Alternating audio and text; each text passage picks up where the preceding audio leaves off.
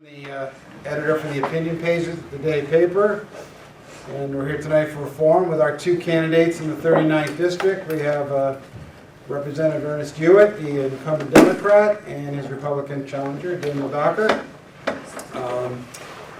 How this will work is I'm joined by our managing editor, Tim Cotter, is sitting in the back. He has some index cards. If there's a question you might have, just raise your hands. Tim will give you an index card. You can jot it down. It'll be brought up to me, so all questions will come through the moderator.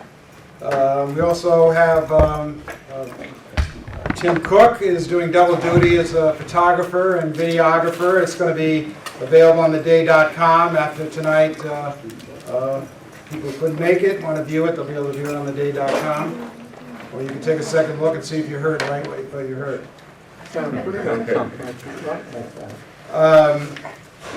And also Kathleen Edgecombe, our one reporter, probably many of you know. So how it's going to work is we're going to give both our candidates a couple of minutes to introduce themselves, and then we're just going to get to the questions. And so we'll start with Representative Hewitt. Oh man, start with me.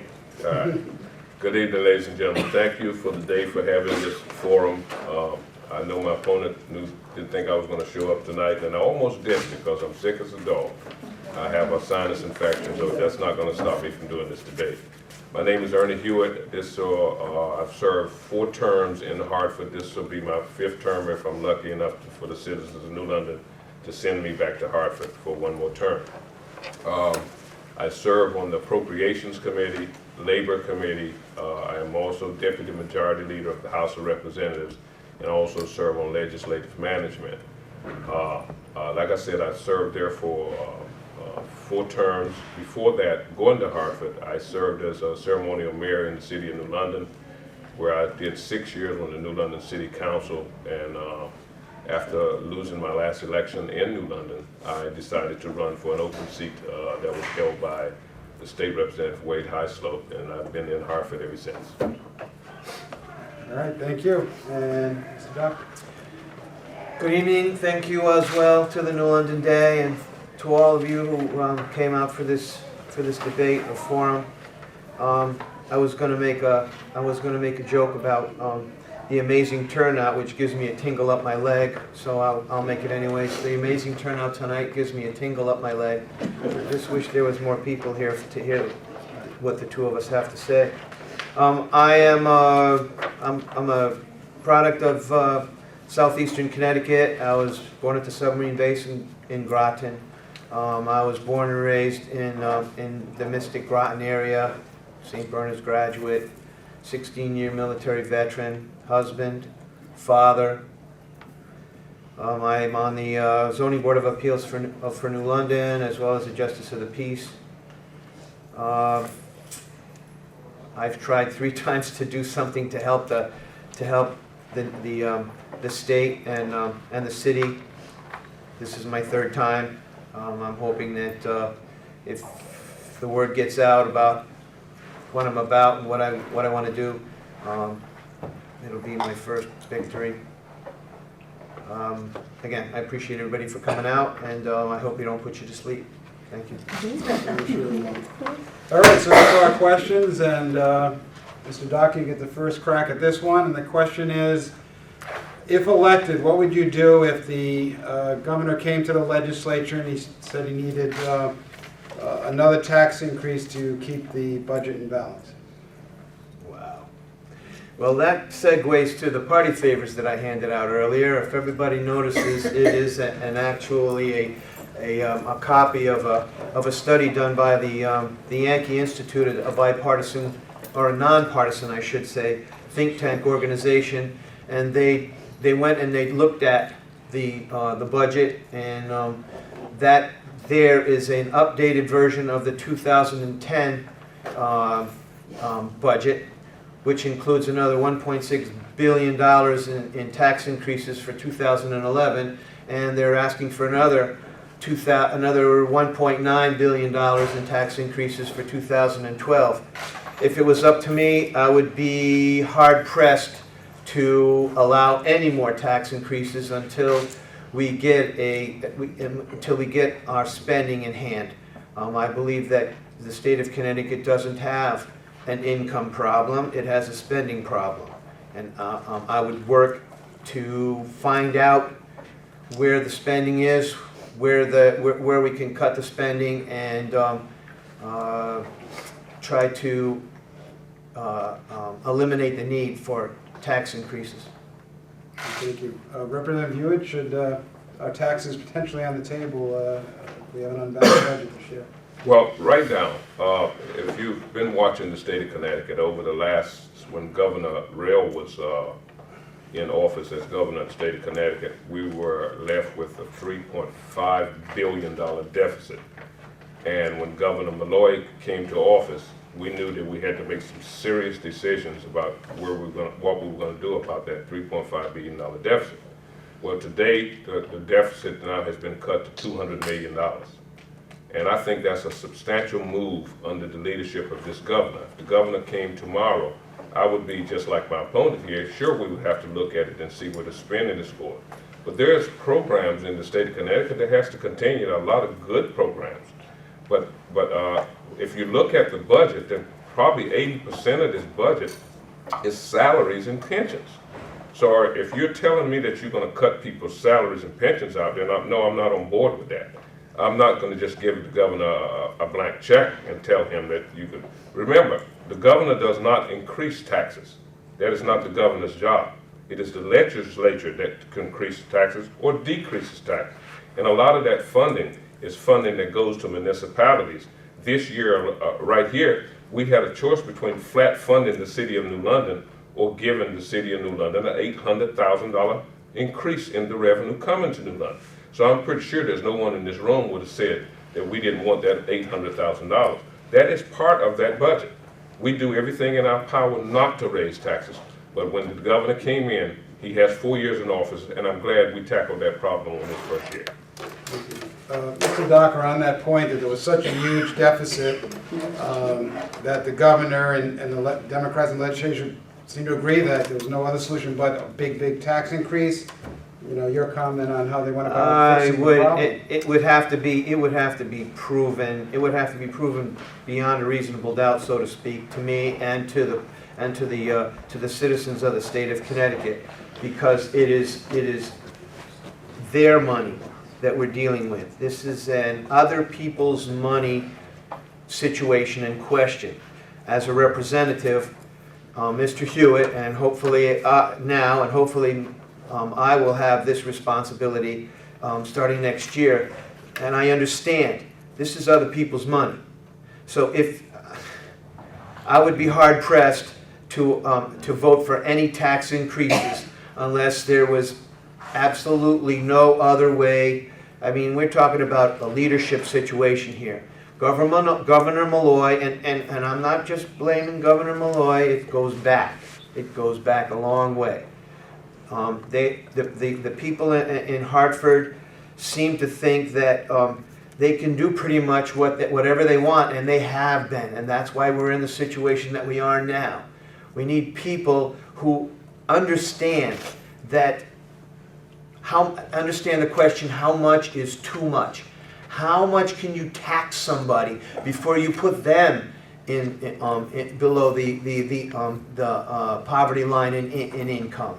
I don't know how else to express it. It's logical to me. I'm sure it's logical to Mr. Hewitt and everybody else who's here.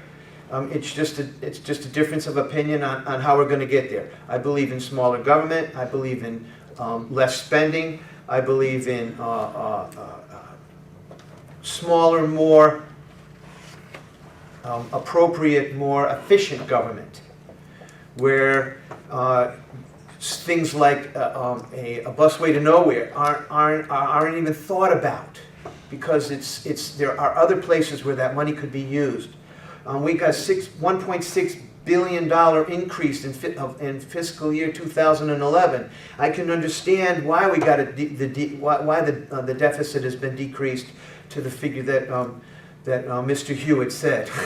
They just and was retroactive to the beginning of the year.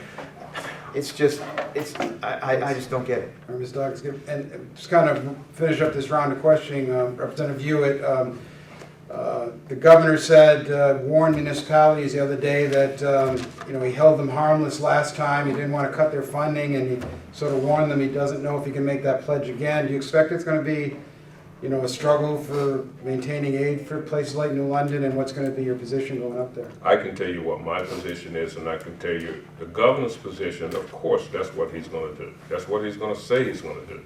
But remember what I said before. Governor does not pass budgets. The Connecticut General Assembly passed budget. I represent the city of New London. There's 151 legislators. We represent 169 towns in the state of Connecticut. And you can bet your bottom dollar that those people that represent those towns are going to be pushing for money to their towns, because that's what we do. So if we come to an agreement, if we don't agree with what the governor says, there will be a back and forth. The good thing about it is we have a Democratic governor and a Democratic legislature, and we can come out with those deals. We can come out with those deals and get it done without it being played out in the press. So I will be fighting for more, if anything, to flat fund New London. We know we don't want to lose $800,000. So, but if we gain $500,000 or gain $1 million or get more money in tax pilot money for the state pure property or Massachusetts Pequot funding, then that's what we would do. But remember, like I said before, the governor does not pass budgets, the legislature does. All right, let's move on to a sort of a related topic, and that's the prevailing wage law. And this question is going to start with Representative Hewitt. We hear sometimes from some of the mayors and selectmen who complain to us that the prevailing wage law requiring a certain wage be guaranteed for public projects, schools, bridges, whatever the case may be, adds added expense to their budget. So, so the question is the prevailing wage law a good law? Should it be adjusted at all? And we'll start with Representative Hewitt. I sit on the labor committee, and everybody in this room probably knows that I'm a big union guy. Always have been, always will be. I think prevailing wage is a good law. I think it should be paid because there are people that has family. Every union member that's in a union in today's society has a family, and they should be able to take care of their family with mortgages, car payments, food on the table. And for us, to company to come in and make a bid on a job and not pay people prevailing wages. If you took away the prevailing wage process, there would be people getting $10 an hour, and that's not sustainable, in my opinion, in the state of Connecticut. I support the prevailing wage law, and I want to keep it right where it is. Mr. Docker, your opinion? I believe totally opposite from Representative Hewitt. There's no surprise. I believe that the open bid process is an important part of the nature of keeping the price and the cost of projects down. It's not necessarily true that a company that comes in and underbids a union shop is going to pay an ungodly wage to a construction worker of $10 an hour. That's not necessarily true. There may be companies out there that are that way and would try to be unscrupulous in matters like that. But it's not necessarily true. Again, the open bid process allows for competition. It allows for a healthy competition, and it allows for the ability to keep the spending of other people's money at a minimum. Any rebuttal on that, Representative? I mean, when you say other people's money, I've been serving in the Connecticut General Assembly for 8 years. When we increase taxes, the legislature is not exempt from their taxes being raised too. I mean, you say other people, it's my money too. I have to get my taxes raised too. So I put some serious thought process into raising taxes. I don't like raising taxes, but we had a $3.5 billion deficit that had to be reduced. And it's down to $200 million now. And I think that's a pretty good jump down to where we was 2 or 3 years ago. I agree, it is a pretty good jump. But the fact of the matter is, that jump was made on the backs of taxpayers, and I agree, I concur, you're a taxpayer, but public service paychecks rely upon public sector employment. Public sector paychecks, public sector taxes that they pay, it's not a continuing motion engine. There's only so much that your taxes as a public servant or as a public sector worker can pay back to you, to the public sector. If we don't have a good private sector tax base, there will be no public sector paychecks. So the need to focus on everybody else's money does not necessarily just pertain to you and me. It's a blanket. It's everybody in the state of Connecticut who's responsible for what the legislature does, what they spend, and how much they tax. All right, let's, we have differences of opinion tonight, that's very clear. Yes, we do. Mr. Doc, next question we have is about the state mandates that come down to municipalities and the burden that falls on municipalities. This questioner wants to know, do you think it would be a good idea to have a 2/3 majority rule in order to impose any mandates in order to make it a bit more difficult to keep adding them? And you get the first crack at that, Mr. Docker. Yes, I agree that a majority, a 2/3 majority, is an excellent idea. It will help the thought process. It'll give time for people to be able to understand the situation. We are if I get in, I'll be a representative, so it'll be incumbent upon me to represent the people. And I believe that the majority of the people would agree as well that a 2/3 majority for something like that, for mandates, is necessary to keep that situation from getting out of hand. And Representative, you have a suggestion? When you said 2/3 majority, you're talking about 2/3 majority of the legislature? Yes. Would have to be passed with a constitutional amendment? Or I guess, couldn't you potentially deal with a rule of the House and a rule of the Senate? That sounds like a constitutional amendment, and good luck with that, but I wouldn't have no problem with that at all. I mean, if 2/3 of the people went in the state of Connecticut and passed a constitutional amendment that says that 2/3 of the legislature would have to be in place in order to pass mandates to municipalities, that is the people speaking. Would have no problem with that at all. Because that's who I represent, the people of the state of Connecticut. And you've been up there a while. Are mandates, are they an issue for municipalities when you talk to the mayor and? Yes, of course it is. If you really want to look deep down into it, every bill that we pass up there is a mandate. I don't like proposing a lot of bills. If you look over I got criticized for this one time because Hewitt is in Hartford, he hasn't proposed any bill. Well, okay, you want me to just propose a bill that has a mandate on it okay, I could do, there's legislators up there that propose 20, 30 bills a year. Me, I'd like to do 2 or 3 and get them passed that doesn't have a mandate behind it. That's what I want to do. Because it's not a big thing for me to just go up there and put a lot of bills and say, look what I did. It means absolutely nothing. Personally, there's a lot of laws on the books that we should take off the books because they're not working, they never have. All right, next question to Mr. Docker from our audience. And what can be done to help bring jobs to New London? A lot. Actually in a hyphenated word, a lot. First thing that needs to be done is the government needs to get its nose out of private sector business. Pure and simple. All these the taxes and the regulations and the fees and whatnot for startup businesses and to continue doing business, they're onerous. That's the nicest word I can say for them. It makes it difficult for private businesses to start up, let alone stay in Connecticut. Private business is leaving in droves.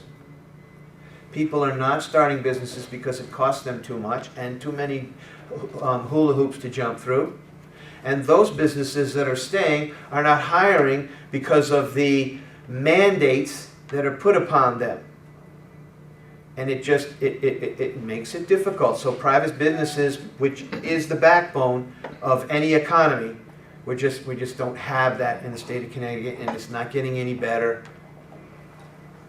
All right. And Representative Hewitt, jobs in London, try to create more jobs for our citizens here in London. Right. My opponent is saying that if just the government would just get out of the way of the private sector. Well, you know, I've heard that so many times. Private sector, I mean, the government is your Social Security. Government is Veteran Affairs. Government is your Medicaid. Government is your Ask someone if they give all those things up to get the government out of their pocket and see what they tell you. They're not giving up any of those things. Okay, so don't say that the government is so much into your pocket. We have tried the part where regulations, for instance, and I go to the federal level to make my point. Anybody ever heard of AIG? AIG is the biggest insurance company in the poor that's out here trying to make a living. I'm not buying that. But to bring it, just before, I'll give you a chance, but just to bring it back to the question, Okay, though, right. you kind of rebutted his comments, I but did. what are your ideas Okay. for job creation? Perfect example. The state of Connecticut just passed one of the biggest jobs bills in this state, it's ever been in this state, where we lured Jackson's Laboratory, which Florida actually let them go. I don't could understand why they let them go. But they came here and we did a $600 million jobs bill for the state of Connecticut. And one of the people that's involved in this jobs bill, hopefully we're trying to lure the state of Connecticut to invest money in this project, which is right down on Howard Street right now, a place called Myometrics, right here in New London. If you've never seen this place, it's the old building owned by Mr. Von Winkle, right there as you're going under the underpass. I took a visit there the other day, and what I seen in that laboratory, this guy has invented a new drug that promotes bone growth. So if someone that gets an implant for their tooth, they give him the drug and it promotes the growth of bone to solidify itself around that tooth. He's doing great things there. If you've never been there, he'd probably give you a tour. We're in the process right now of trying to get some of this money from this jobs bill to him so he can hire some of the very people that was laid off by Pfizer to be hired because he's looking downtown for a building to put his laboratory. And this is one of the things we can do in the state, in the city of New London to promote job growth. And it starts with that jobs bill. Yeah, Mr. Docker, he brought up, Jackson Labs and a big jobs bill. That's how the legislature is trying to create some jobs in the state. And once again, we're talking about the government who is footing the bill, or not footing the bill, I think that might not be the correct term, using our taxpayers' money to help an organization that if the techniques or the tactics or whatever it was that they're manufacturing or the services that they're rendering were in fact viable and cost-effective, I'm not saying viable, cost-effective or more, the word that I'm looking for escapes me, but again, my point is this. The government feels that it's necessary to use our taxpayers' money to create jobs. So in essence, the government feels that it creates jobs. If private sector business is all it's supposed to be, they wouldn't need funding from the state of Connecticut to do the work that they're doing. They would get their funding from the higher authority in that private sector and make do with that. again, it's taxpayers' money that's being used to fund private business, and I don't believe that that's the government's job, to create jobs. So this might be a yes or no, I think. So it sounds like you would not have supported the Jackson Labs and the jobs bill? I would not have supported the jobs bill because it has to do with the state of Connecticut luring small or private business into Connecticut by giving them money. Okay, all right. Well, apparently Is the it private sector has not done what it's supposed to do. Apparently they're just sitting on their dollars, probably trying to make this administration is in office now a 4-year president. And that's what they've been doing for the last 4 years. So we felt compelled in the state of Connecticut to promote some kind of job growth.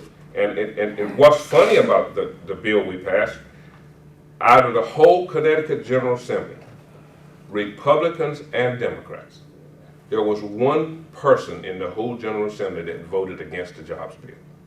And that was Representative Kutu out of Norwich. One person. So it must have been a pretty good jobs bill for every Republican in the state of Connecticut. And I want to tell you something, there's some pretty conservative people up there. Because I remember about 4 years ago, we passed a minimum wage bill that paid the Connecticut taxpayer 37 cents. And every Republican in the state of Connecticut voted against it. So this bill must have been pretty good if you got every Republican but one to vote for it. Well, and it didn't keep Yardney in the state. And if anybody is familiar with Yardney, they're a battery manufacturer in Pawcatuck who is planning on moving to Rhode Island.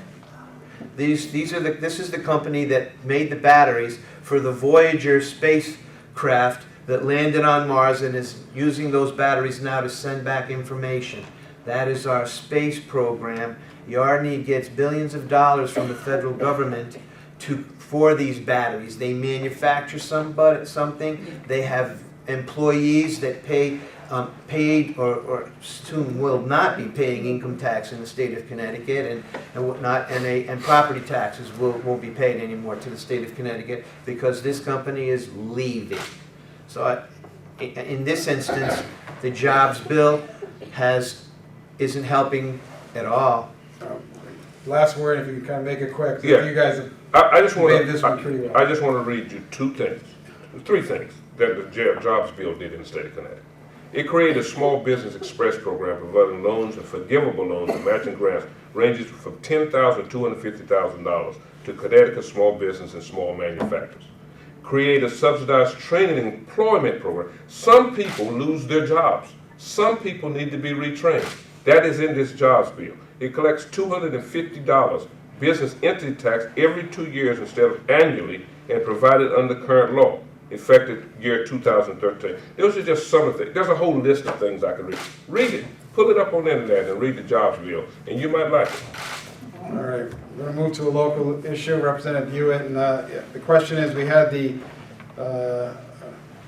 incident this year with firefighter Mayo losing his job under questionable circumstances. Through your initiatives, it was looked into, and we found problems at the fire academy. He was not treated fairly. Firefighter Mayo got his job back. The question is saying that when the NAACP was in town, they also raised concerns about some individuals felt there was police profiling in the city. They felt they're being treated unfairly because of their minority status, and they were wondering, they were happy with the Mayo outcome, they were wondering what's happened with those police concerns that were raised during those meetings. Well, first of all, let me say that when I took on the Mayo case, I was just, listen to me, I'm not a lawyer, so I didn't take on this case. When I took on the Mayo incidents, I had no clue what was going on there. I had to talk to Mayo myself. I had to feel within myself that what I was fighting for was worth it, because if I would have been wrong, I would have took a hit like you wouldn't believe. So I had to make sure that I had to cross all my T's and dot all my I's. But I did find out and felt pretty good that Mr. Mayo was telling me the truth, and so had the investigation done into the Fire Academy. And everybody knows the results, that the Academy was discriminated against this young man. And I don't like discrimination in any form, whether it's because someone is black, because they too short, they're gay, it don't matter. Discrimination is discrimination. So we fought, we got his job back.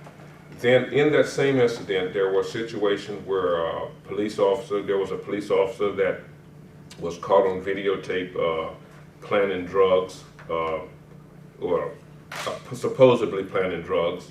It was clear to me what was going on. And as it stands right now, the Chief State's Attorney's Office is investigating this, and we don't know where they're at in this investigation.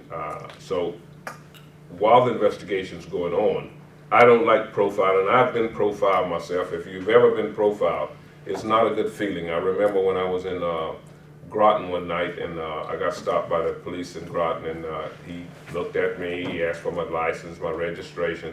I showed him everything checked out, and then he asked me where was I going. Now I understand that it's just protocol of police to engage you in the questioning. I get that, but I don't have to answer your question because everything that I have had checked out. So he didn't like that, but he let me go. So while this is under investigation, I'll leave it right where it is because it is an investigation, and we need to determine from the Chief State. I tell you what I will be doing. I will be pushing the Chief State's Attorney to give me, if you're not going to prosecute this case, to give me some kind of reason why you're not prosecuting. So are you talking about that one incident? The one incident. Okay. Now, How about the larger issue? There were other people there, and I know at the NAACP meetings, it felt like they weren't treated very fairly either. Is there anything beyond that? I don't think there's anything being investigated, and that I will go as far as to say that if those people were pulled over by that same police officer, or anybody that went to jail under that police officer, that case should be looked at again if it's found that this police officer actually dropped those drugs. That was a very specific question, Brother the Representative. I don't know if you want to weigh in at all on that, or... No, I don't believe that Fireman Mayo was treated fairly by the Fire Academy for all the information that I've gotten from the case. During my military career, I just want to make it clear, during my military career, I never had a problem with whether your race, color, creed, gender, sexual orientation. All I cared about was if you could do the job. If you can do the job as President of the United States, let's say, then by all means you should have the job. In my instance here, if you could do the job and have my back, if we had to go out on a military operation, you had that job. I didn't care who you were. I had women working for me. Like I said, I had no problems with any of that. I do not believe that any of that race, color, creed, religious orientation, I don't believe any of that has anything to do with your ability to do your job. As pertaining to profiling, another instance where there are times when profiling by any other name is still profiling. If you have a certain type of person that commits terrorist activities, that comes from another part of the nation, from outer space. If space aliens came down and they were committing terrorist acts, we would be profiling anybody who looked like a space alien. I'm sorry, it's a fact of life. It's disagreeable. I don't agree with it, but it happens. And but the abuse of it is what I have a real problem with. If you're using that to create an uncomfortable situation or to make people not want to do the things that they do as it pertains to life, liberty, and the pursuit of happiness, then I have a serious problem with that. But once again, profiling by any name is still profiling. There is a place for it, but it definitely needs to be used in a judicious manner to protect the people, to protect us and maintain our rights to life, liberty, and the pursuit of All happiness. right, thank you. I don't want to kind of go on too long, but Yeah, well, first of all, I want to know when is it good to profile? That's you can answer that later. Second of all, I grew up in North Carolina, so I've seen my share of racism in my 56 years on earth. And when I hear someone say, I'm not saying you said this, when I hear someone say that I don't see color, I start running for the hills. Because I want to tell you something. You do see color. I know this gentleman here, he's a white guy. I mean, I like this guy, he's smiling now, but he's white, and I'm black. That's just the reality. Do I have to treat you like I hate you? No, I don't. But I'm gonna treat you like you treat me. So when people say they don't see color, that's bull. And the second thing, we have a police officer with a gun and a badge. It's no different than a person that owns a company that bullies the people that work under him. They're bullies, and that's exactly what they're doing. They're bullying who works under them. Mr. Dockery. I agree, 110%. If in that, my tirade about that, you didn't get that, that's exactly what I mean. It's a bully, and bullies need to be dealt with appropriately, otherwise they will come back and they will bully again and again and again. All right. So, Doc, I have a specific question for you. Given your strong fiscal conservative and your ideology that we need to shrink government, how would that work if you're elected to represent a district that is highly dependent on state and federal aid to supplement its property taxes and its budget? So Well, it's all about the legislation. If we have legislation that says that we're going to give aid to distressed municipalities, then that legislation or that mandate should be upheld to the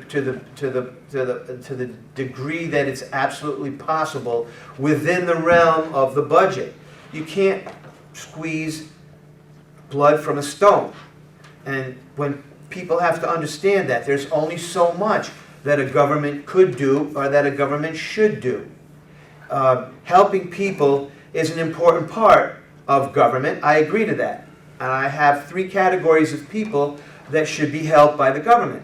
Children without a support structure, anybody who's physically or mentally disabled, and those who are retired or the elderly that are on a fixed income. Those 3 categories have limited resources to deal with. So the government should help them. But leave the rest of us alone, because when the government tries to organize and legislate every portion of our lives, which is, this is what we're talking about with this question is very, very important. It's the answer that I give. People need to understand that whenever government gets involved in something, they don't do it well. Social Security, all the way back to Richard Nixon. He was the first one to borrow from Social Security. There's IOUs in there. I may get Social Security in 10 years. It's a government-run situation. Medicare, Medicaid, things like that, anything that's run by the government, it makes it difficult for them to not. They have all of this money in front of them and they want to balance the budget, so they're going to rob Peter to pay Paul. When is it too much? When is enough enough? Does that mean you're going to give your Social Security back to get the government out of your life? Okay. It's a You're government- taking it to an extreme. You're taking it to No, an that's not the extreme. extreme. That is a government organization. Sure. The state of Connecticut gives $13 million a year to the city of New London. $13 million. If you took that government intervention away from the city of New London, tell me where would we be in the city of New London right now? Because the last time I checked, when I was on the council, the budget was up in excess of $80 million. That right there, and when I got on the council, the education budget was $28 million. Now it's over $40 million. Why does the city of New London need that $30 million? You tell me. Do they want it, or ask the mayor? Do they need it? Why do they need that $30 million?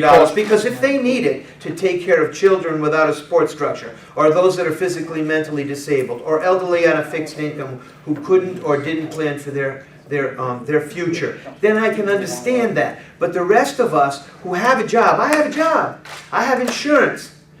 the healthcare reform has caused my insurance rates to climb, has caused my co-pays to climb. This is all about the government getting involved in stuff that they have no business getting involved in. Those three classes, those three categories of citizens are the only ones that the government should focus on. Leave the rest of us alone. They wouldn't need as much money as they're asked. So the people in the city of New London that can't afford to take care of themselves, later for you.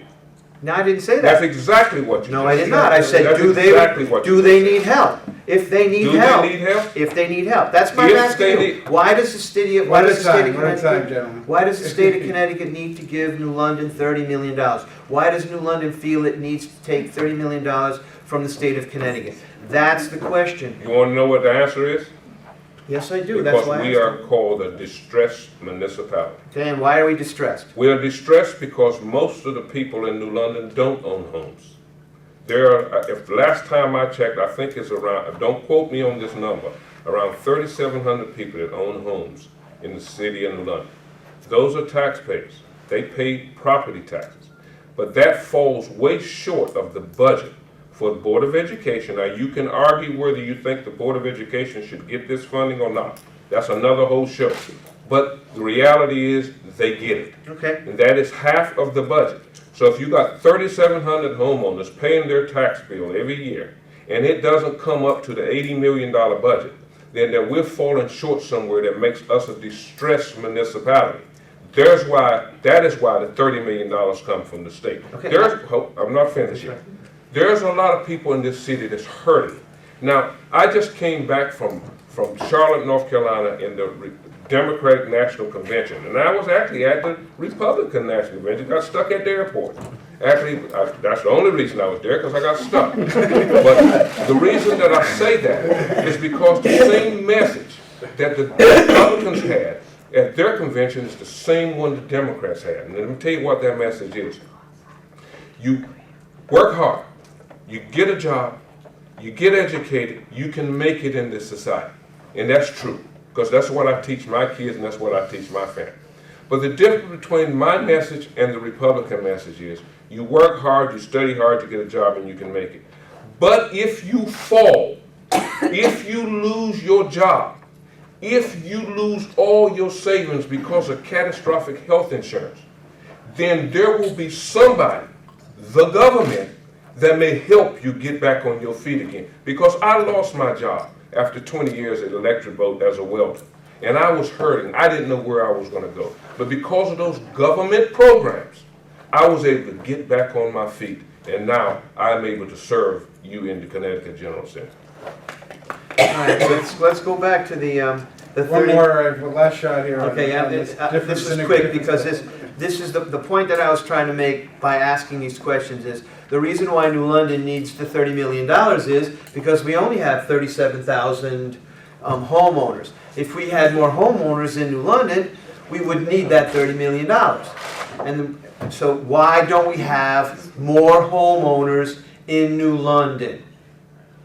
That's the question. That's another very important question that we all need to ask ourselves. Why? Why is it that we don't have enough homeowners in New London to balance the budget, and we need to beg? And this is begging. Don't because I know that Governor Malloy promised some money that he never came through with. He said that he wasn't going to decrease or withhold the monies for the distressed municipalities. He did that. If we had the homeowners in New London, we wouldn't need to beg for money. We need to have an education system that is second to none. We need to have a private business friendly situation that is second to none. We can't stay at the bottom of the fiscal ladder of all the other states in the state of Connecticut. We need to have an education system where people will say, yes, I'm going to buy a house in New London because I'm bringing my children in and they have an excellent education system here. And this is the nut. Education, jobs, and health care. If you guys want to continue, it's okay with me. Well, I totally disagree. Connecticut, New London do have the best education system. Here's what the problem is.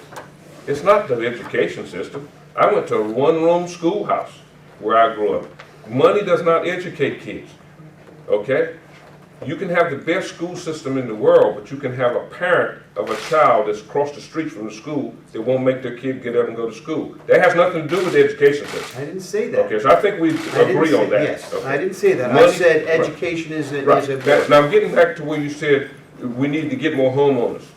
I'm pretty sure that people that grow up in Michael Road, or people that grew up in Bates Woods, or people that live in low-income housing, I'm pretty sure they would love to own a house. But they weren't as fortunate as other people. Some people can own houses, some people don't have the money to own houses. Does that mean that I don't represent them too? Yes, I do. I represent them just like I do the richest person in town. And they need help just like everybody else. I agree, and don't you take, it sounds like you're taking my words out of Well, no, context. I am totally different than what you just said. You said Yes. we need more homeowners, that we need to We do, get more. and we could, and if we had the private sector tax base here in New London that would employ these people at a reasonable salary or a reasonable pay rate, and they would have the money, they wouldn't be below the poverty level. There would be a situation here where there would be people who could afford to buy their own homes. And that's where we have this triad here. And they're not mutually exclusive, and they don't come in higher than the other. Jobs in the economy, education, and affordable health care. Those are the mainstays of any family. You're a father and a husband, and you've raised a family. I'm a father and a husband. I've raised a family. I stay within my budget. If I borrow and I can't pay it back, it only makes my family situation that much worse. The city, the state, the federal government, they all need to learn how to react and to live like a business, like a family, because we are. All right. Some people don't have a budget. I'm gonna move That's it on. nice. Next question. I wish I was like that. Not I having a didn't need to budget. have a budget. Well, I'm talking about they're so poor they don't have a Oh, budget. no, I agree. When you're talking about the private sector, I agree. this is the last one. You're talking about the private sector, okay? You're talking about the people when we introduce 37 cents on the minimum wage. Now, that's not a lot of money, 37 cents. If you would have seen the businesses, the private sector that came to the Capitol and lobbied everybody to kill that bill before it even got out of committee. If you think you're going to leave it up to the private sector to say I'm going to give you 37 cents more, it's not going to happen. Because, you know why? Because that's why I never agreed with a businessman in the White House. You know why? Because his bottom line is his stockholders. With the president's bottom line should be the taxpayers in the state of Connecticut. And I agree. Well, I did The have a- governor, the president, their bottom line should be the I did taxpayers. have a question on the minimum wage, so. All right. By all means, Did go you ahead. support the increase in the minimum wage? It sounds like you did support, it sounded like you did support I the proposed increase on the minimum wage. I actually was a co-sponsor on the bill. Okay. 37 cents, are you kidding me? Right now, $8 and something an hour? And there's people that are paying rent of $800, $900 a month. And you think that's a lot of money? That's not a lot of money. But I bet you my opponent is gonna tell you that he didn't support it because he Well, let's supports the give him a project. chance. Mr. Docker, should we raise the minimum wage? Is that a good or bad idea for the economy and for? That's a difficult question. The fiscal conservative in me says that no, we shouldn't force private business to raise their pay to a government-sponsored minimum wage.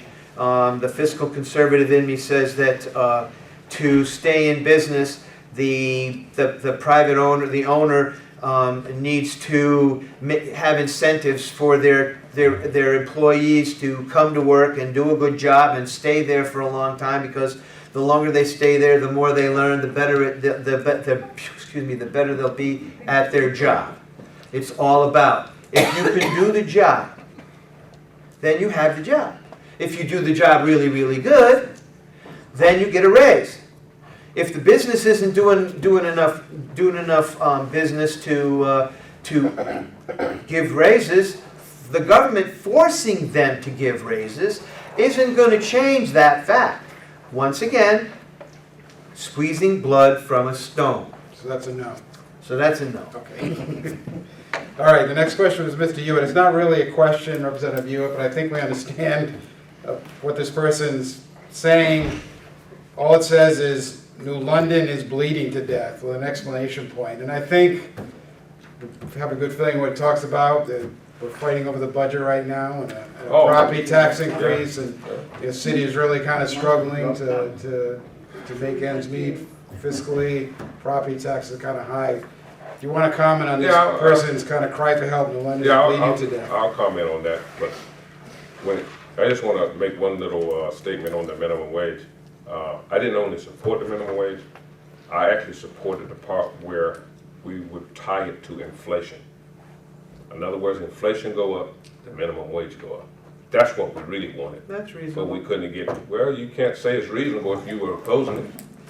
So, But if, okay. No, all right, Anyway, go that's ahead. another whole show. go ahead. New London is bleeding. I tell you, the first place they're bleeding is our police officers are leaving like crazy.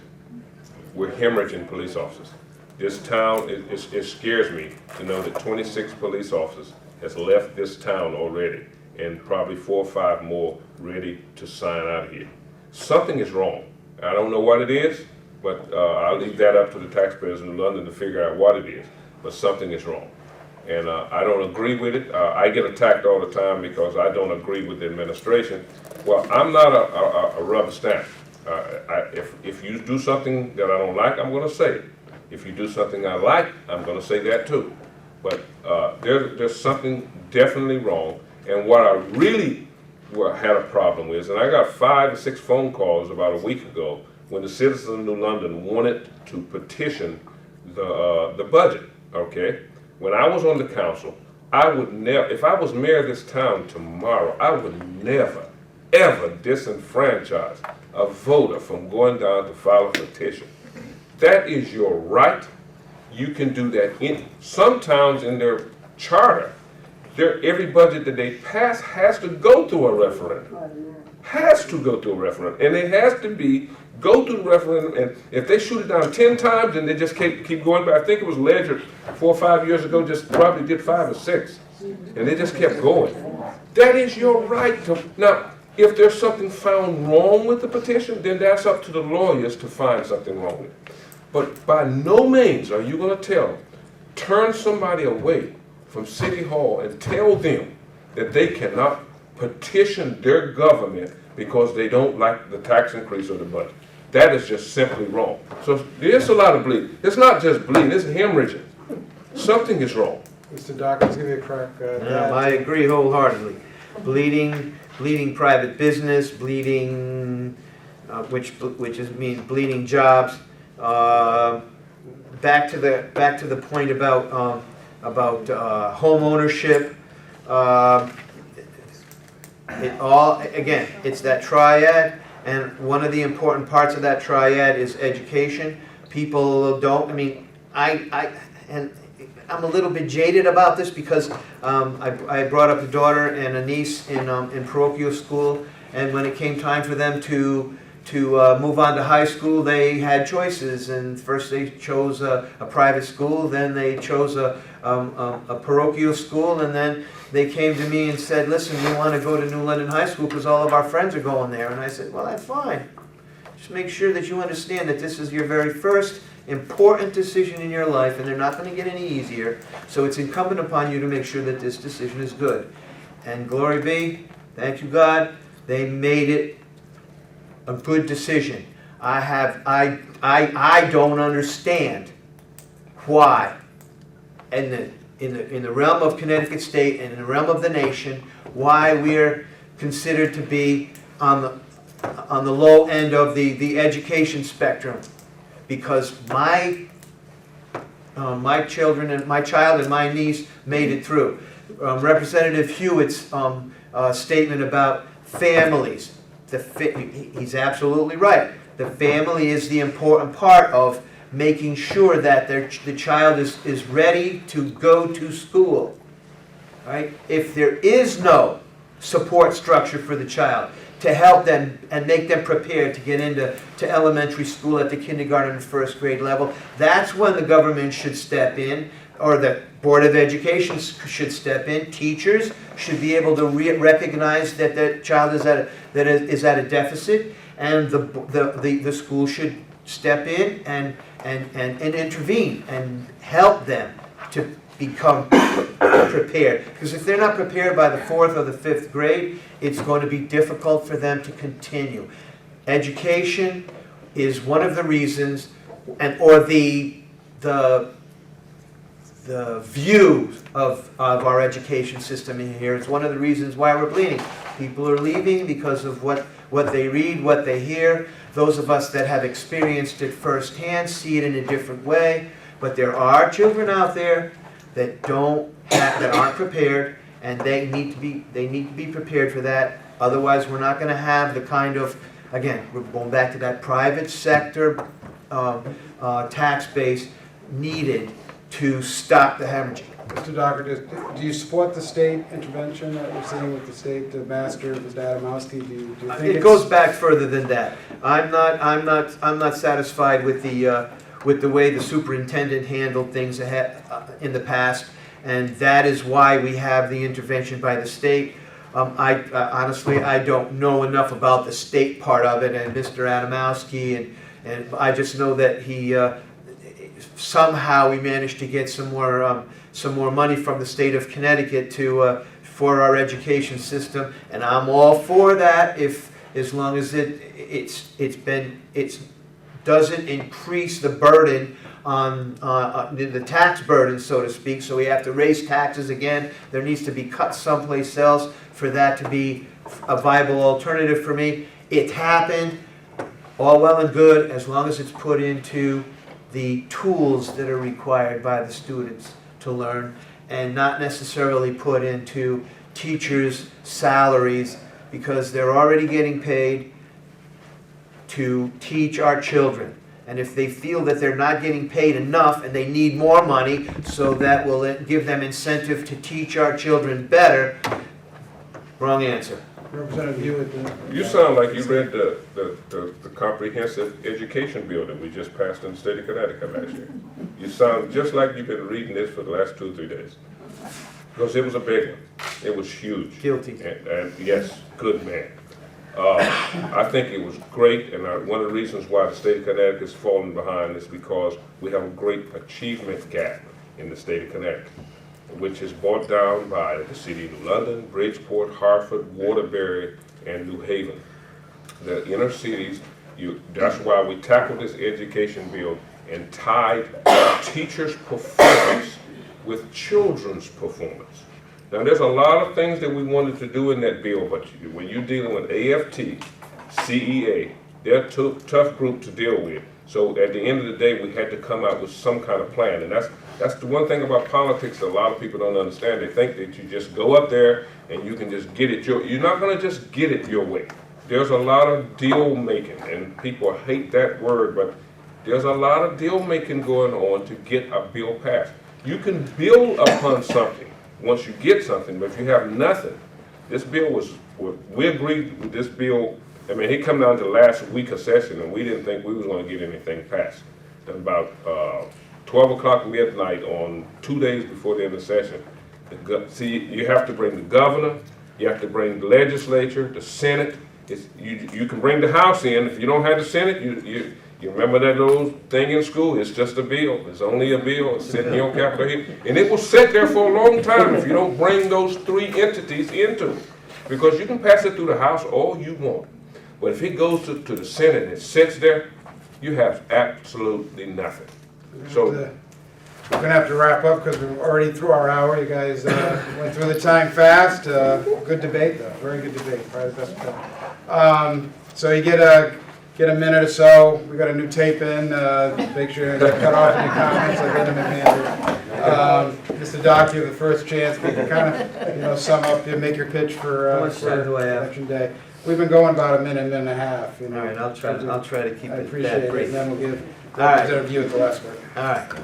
2 years ago, the Republicans in the legislature came up with a with a common sense idea on how the state of Connecticut should run. They came up with spend no more than you make, borrow only what you can afford to pay back. If it's not broken, don't fix it. If it's not working, get rid of it. And Representative Hewitt brought that up. It's an excellent idea. The more government tries to do, the less it does well. Government doesn't create jobs, people do. All the government we need, but only the government we need. And please, please, please, let local government make local government decisions. Small business is the economic engine of America. A strong private sector tax base is the fuel for this economic engine. I want to thank everybody who came here tonight. I truly appreciate the chance to debate with Mr. Hewitt. Thank you, Paul, for setting this whole thing up. I fully expected back when when Paul called me the first time that this wasn't going to happen because we wouldn't have the schedule didn't work out in the beginning because this was supposed to happen back the 5th of September.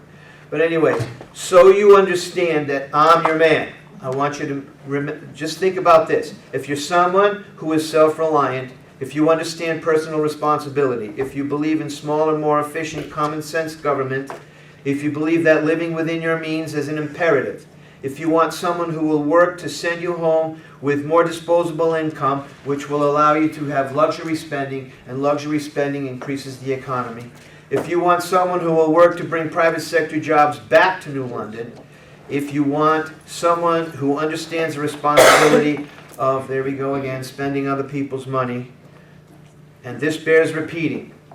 Good wrap up, Mr. Connecticut does not have an income problem, it has a spending problem. How much is too much?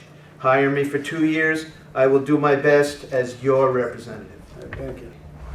You know, I have been lucky. It has been a privilege for me to serve the city of New London probably for the last 16 years as in municipal government and now in state government. And I listened to my opponent talk about we have a spending problem and not a savings problem. Yeah, we have a income problem.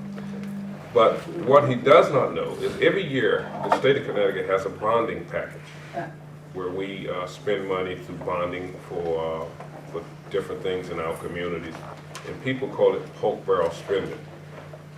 Without poke barrel spending creates jobs also. And I wish one of these years I'm going to get you a copy of the bonding bill and show you how many Republicans that's in the General Assembly gets bonding for their districts. They tell you that they don't like poke barrel spending, but they're just as bigger part of that poke barrel spending as anyone. Okay, and I don't believe in the poke barrel thing. You can't tell me that $300,000 we got for the Guard Arts Theater is poke barrel spending.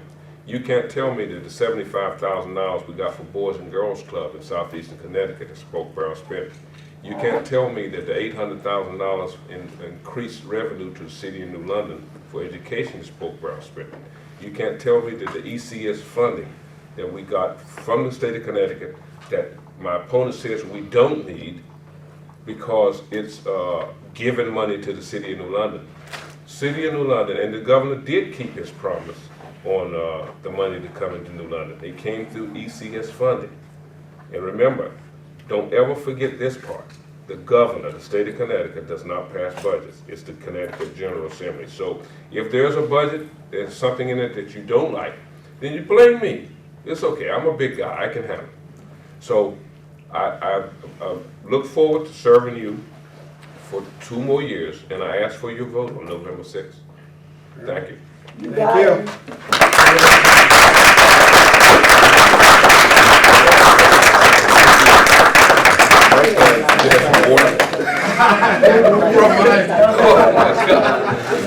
Thank you, sir. Yes. Learning experience. Yes. See, he goes on standing by. Yes, he goes.